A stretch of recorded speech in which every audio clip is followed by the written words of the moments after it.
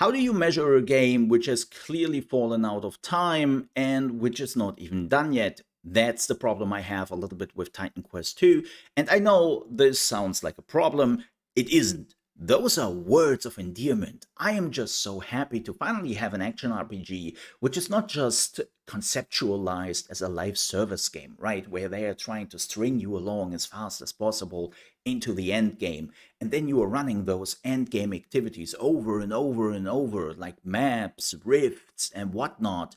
And it's really just to keep you playing. And then every 3 months there is a season reset, and then you are beginning again, yada, yada, yada. Like, don't get me wrong. I love my action RPGs. I love PoE, I love Diablo, I love Last Epoch, and I love some other smaller action RPGs, which are also live service games.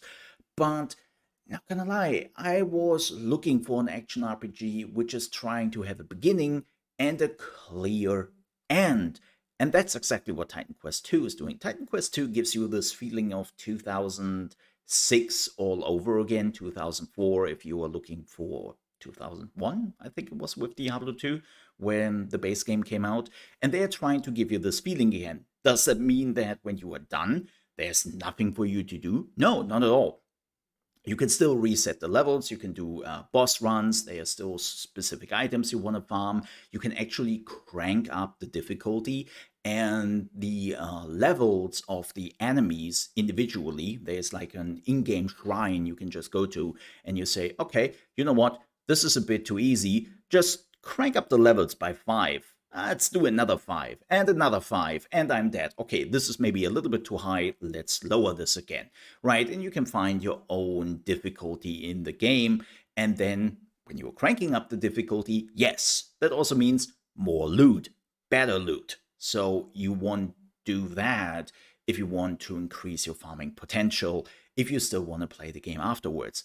But the game is also not holding it against you when you are just saying, okay, I'm done here. This was fun, finished the game from the beginning to end, and I am just done here. And then it's good. There is no seasons, there is no resets, there is no specific end game.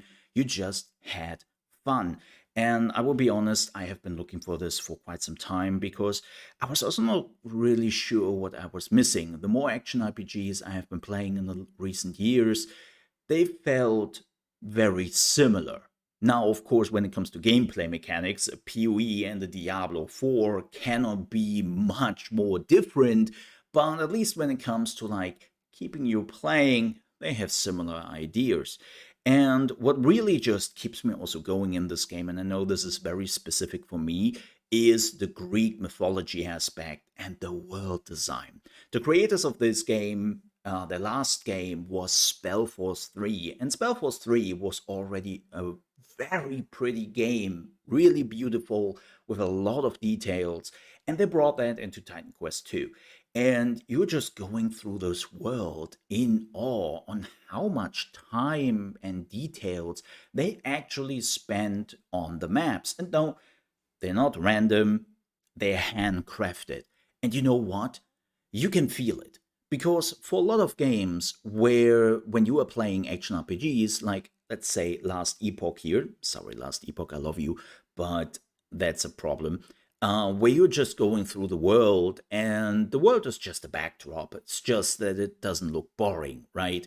This world, though, on the other hand, is like handcrafted, tons of little details. Like you can just go through a little village and it really feels like a village. It's not just a hub where you quickly teleport to and sell all your items, which of course a lot of people would just do, but you can clearly feel that the developers try to make it feel like a village where people actually want to live in. No, that doesn't mean that the NPCs have some life or something, or a day-night cycle or anything like that. It's just, it gives you this feeling of belonging. And you feel that through the whole world. Everything makes sense, like all the little things you can find, secrets, quests, items. It all makes like, oh yeah, yeah, yeah, I think this should be here, right? When you find the chest, there is a little camp around it. There were people there or monsters who called this small little area their area to live in. And it's not just they threw a chest there in the middle of nowhere and you're like, how did this chest got here? Magic. right? Like it always feels like somebody thought about how they wanted to craft this world, and it really draws you in. The same goes with the enemies you are fighting. What I also really like is that a lot of the enemies you are fighting are also dropping items, which you would kind of expect on enemies. So, yes, that doesn't mean that a boar or a wolf cannot drop a two-handed axe or something like that. They can still do that, and it's still silly. But I think that's fine from an action RPG perspective. You don't really care too much for that. But you also have those moments where you're fighting against humans, and they will drop items which look very human-like. Then you are fighting against fish people, and they drop items which are for fish people, right? They look like weapons which you go, yeah, yeah, that looks like the enemy just used against you. Now, it's not exactly like Titan Quest 1, where they actually did that, and they definitely tuned down the physics on items. I think there are no physics whatsoever on items, and I'm so grateful for that. Nothing was more frustrating than in Titan Quest 1 when you had a really good weapon and that thing was just rolling off a cliff into nowhere and you just had to cry because you would never see this item again. I think we don't need that anymore. But physics are still there on the enemy. They are still hilarious. They still look cool sometimes. And I enjoy that very much. And if you're wondering, wow, Mole, you haven't really talked about the gameplay at all, let's do that. Let's talk about the gameplay. So the gameplay is very similar to Titan Quest 1, right? You are starting out with not a class, but a character you have created. And then after a few minutes in game, you will get your first choice of masteries, aka your classes. Right now, there are 5 choices you can choose from. They are more coming. We have the rogue, the warrior. Then we have 2 mage classes like frost and fire. No summoning yet. For some people are looking for that, and it feels very much like Titan Quest, right? You still have this talent tree where you are going up. If you have played Grim Dawn, by the way, the same talent tree because, well, it's from the same developers. At least the original Titan Quest and Grim Dawn are the same developers, but Titan Quest 2 is now by a different developer, if you didn't know that. Look it up, what happened to Titan Quest 1 and how Grim Dawn came to be. It's a very interesting story. But however, you were still using very much that talent tree from the previous Titan Quest. Now, there is a bit of a difference here. They are now splitting the talent tree into active abilities and passive abilities. And every level up, you are getting 2 active talent points and 2 passive talent points. So you can basically skill those trees individually for passives and for actives.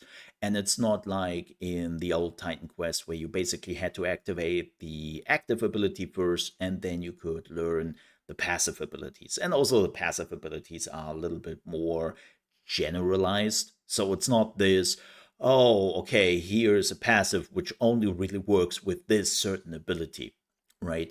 And when you are looking at the talent tree, you might think, oh, that's not a lot of options, isn't there? That's not quite right, especially in the preview. You cannot see the passives you are getting with the active abilities or even the passive abilities. You will see that here in the background, right? That I'm playing around with putting some points into my active abilities.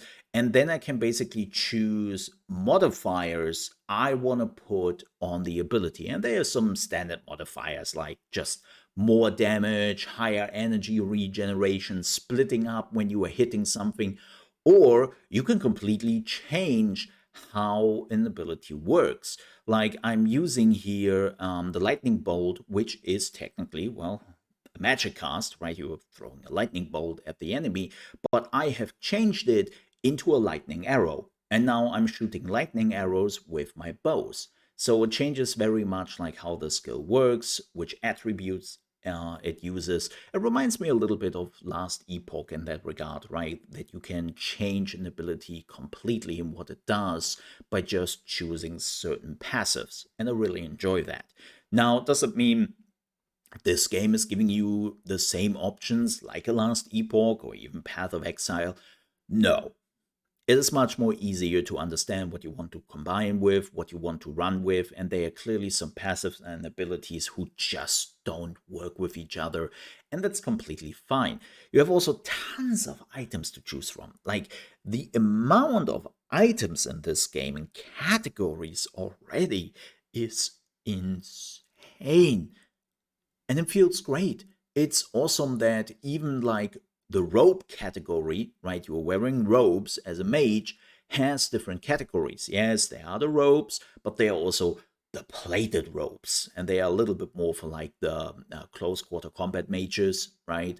Or when you have heavy armor, yes, there's heavy armor, but there's also a level higher than that, which is the ornate armor, which is even heavier and sometimes has some like casting skills or something like that. And you have like tons of categories. You also not just have that with armor, you also have that with weapons, right? They are like when you have a spear, yes, there is a spear, but there can also be a light spear, a heavy spear, or shields, different shield combinations like the tower shield or the light shields.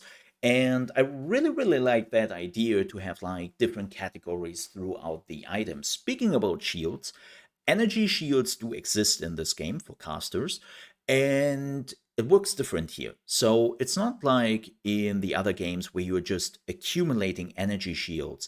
It's an ability you have to trigger.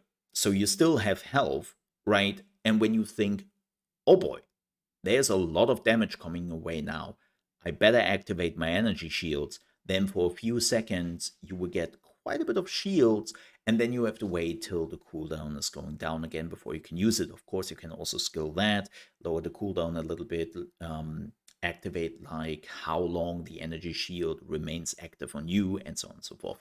So you can also skill that. But it is an active thing you have to control, and it's not just something passively.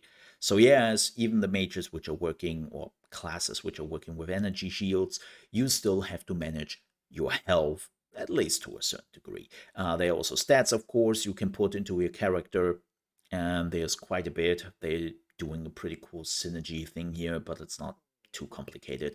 Like, at first glance, it looks like quite a bit, but when you have looked through the possibilities, you realize very quickly that it is manageable.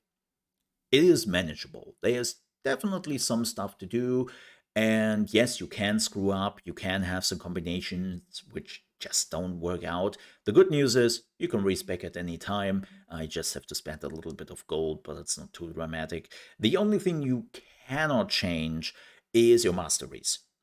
So when you have chosen your class slash mastery, you are stuck with that. They might change that at some point, but yeah, right now you are stuck with it. Now, let's talk a little bit what's in early access, because I do think that's very important to note. As I said, it takes about 12 hours, 12 to 15 hours, depending on how much you explore, how many side quests you do. I hope I did everything. And it would take about 12 to 15 hours, and then you can just do some farm runs. It's about the first act. You are finishing the first act of the game, and there's plenty to do, and it's really, really fun. Enjoy every minute of it. And but that's it for now, right? Like, if you're looking for the full game, you have to wait for the release. And as I said, it's not a game which is trying to string you along for endless endgame, right? If you like to do boss runs, if you like to farm certain things still, and you don't mind to reset the levels over and over again, then you can still do that. But there is no endgame stuff. The boss fights, by the way, really fun, really enjoy them. They have like tons of special abilities, and they can hurt you. They can really hurt you. Like, I saw tons of people, depending on the masteries and the skills you chose, who had like even issues with the first tutorial end boss, right? There is a tutorial end boss, and that thing can mess you up. It can mess you up. I saw people die multiple times, and it really depends on the skills, of course. Speaking about skills and speaking about balance, Let's just say there is no balance right now. Like, I don't even know if the developers are planning to ever put balance into the game because, as I said, this is not a live service game. This is just a game where you can feel like a god, and it becomes very quickly very clear which abilities are very strong.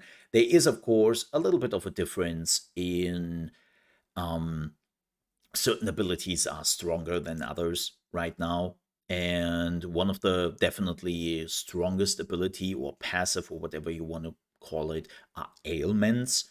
Ailments are a bit broken, a little bit broken, just a bit. And they are super strong. They are super strong, especially at the beginning. Same goes for crit, because, and I see that this will probably be a big problem later on. This game is using hard numbers.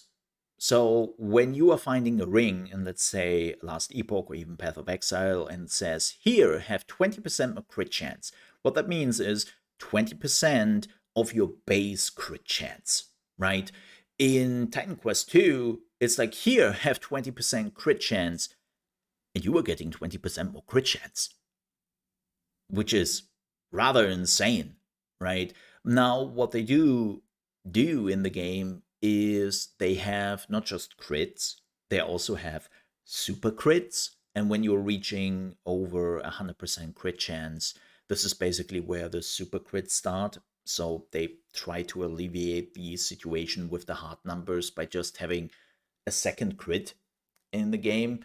But you definitely notice that at the beginning when you have like a lot of builds which are building around the crit, that it is very strong still.